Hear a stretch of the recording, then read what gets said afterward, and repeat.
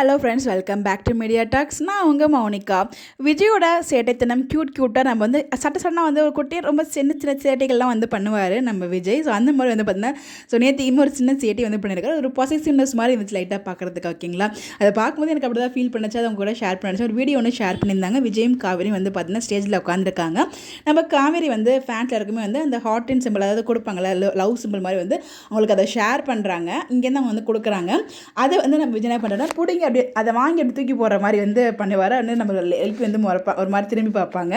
அதுக்கப்புறம் திருப்பி வந்து அவங்க லவ் சிம்பிள் வந்து கொடுப்பாங்க. அதாவது அவர் அப்படி கிடையாது, பட் நான் வந்து அப்படி தான் வந்து ஃபீல் பண்ணேன்.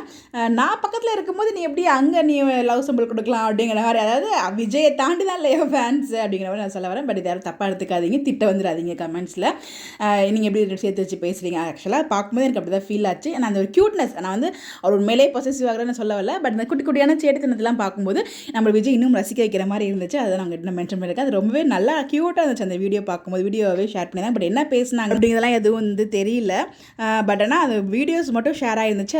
அதை பார்க்கும்போது நானும் ஒரு அண்டர்ஸ்டாண்டிங், ஒவ்வொருத்தருக்கும் ஒவ்வொரு விதமாக தாட் வரும் இல்லையா, எனக்கு அந்த மாதிரி ஒரு தாட் இருந்துச்சு. ஸோ உங்களுக்கு என்ன அந்த வீடியோ யாராவது பார்த்துருந்தீங்கன்னா எப்படி இருந்துச்சு உங்களோட தாட்டை கமெண்ட்டில் சொல்லுங்கள். இந்த மாதிரி தெரிஞ்சுக்க நம்மளோட சேனலை ஃபாலோ பண்ணிக்கோங்க. Bye by.